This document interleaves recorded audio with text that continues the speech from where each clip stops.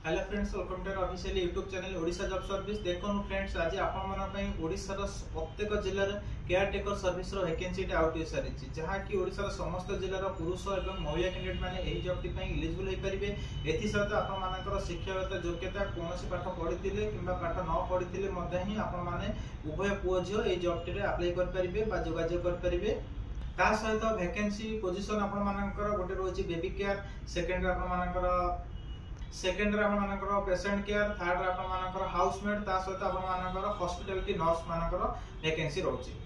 आसम जानिया प्रथम रो काम कोन। बेबी केयर काम रहउची आपन मानकर छोटो पिलार जत्न नेबा बा छोटो पिला को खाइबा पीबा रे कोनोसी रे सहाय्य करिबा बा ताको खुआई दबा, एई सब रिलेटेड आपन मानकर काम रहइबो। द्वितीय रे आपन मानकर पेशेंट केयर, जोटा कि हॉस्पिटल लु भलो हेई आसुथुवा पेशेंट मानकर देखाशुना करिबा बा खाद्य देबा किंबा तांको जे कोनोसी काम रे तांको हेल्प करिबा, एटा रहउची आपन मानकर पेशेंट केयर रो काम। थर्ड रे रहउची आपन मानकर हाउसमेट, जोटा कि घरे काम रे रोसे बसे करिबा किंबा रहि कि घर द्वारा सफासफी करिबा, जे कोनोसी रे सफासफी करिवारे काम रे सहाय्य करिबा, एटा रहउची आपन मानकर तृतीय हाउसमेट रो काम।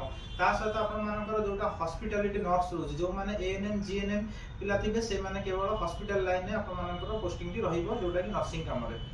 पोस्टिंग लोकेशन आपण मानकर ऑल ओवर ओडिशा प्राय प्रत्येक जिल्ला रे 2 गोटी 3 गोटी नाके वैकेंसी टी रहउची। ता सहित आपण मानकर एक्सपीरियंस किबा फ्रेशर 4 गोटी पोस्ट रे आपण मानकर उभय एक्सपीरियंस पिला पोस्टिंग हे परिबे, ता सहित फ्रेशर पिला भी आपण मानकर पोस्टिंग हे परिबे।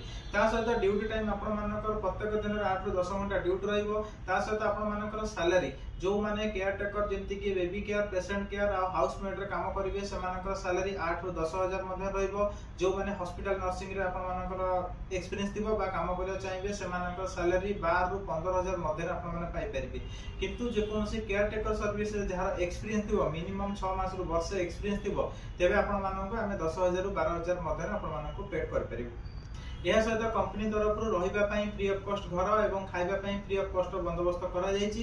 ता सहित जदि आपण मानको मध्यनु केही भी ए 3 गोटी केयर टेकर जॉब और नर्सिंग जॉब रे आपण माने पोस्टिंग हे पई चाहउछंती, तेबे आपण मानकर ऑफिशियली डॉक्यूमेंट, जोटा कि आपण मानकर आधार, बैंक, पैन कार्ड और फोटोचारी कॉपी, ता सहित आपण मानकर शिक्षागत योग्यता जदि मैट्रिक प्लस 2 जहां भी आपण माने पढिथिबे ताकू डिपोट कर परिबे।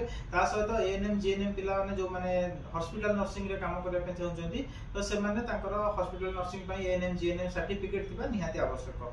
ता सहित आपण मानकर जदि एही सब डॉक्यूमेंट अछि, आपण माने सीधा सड़क official address Rasulgarh Bhubaneswar near उर्मिटेल प्लॉट नंबर 32 रे आपण माने कांटेक्ट कर परिबे। जदि कि अधिक आपण माने ए जॉब विषय जानिबा को चाहउछंती, तबे दिया थिबा ऑफिशियली कांटेक्ट नंबर सीधा सड़क जोगाजोग करी जॉब टी को विजिट करी आपण माने जॉब टी पाई परिबे।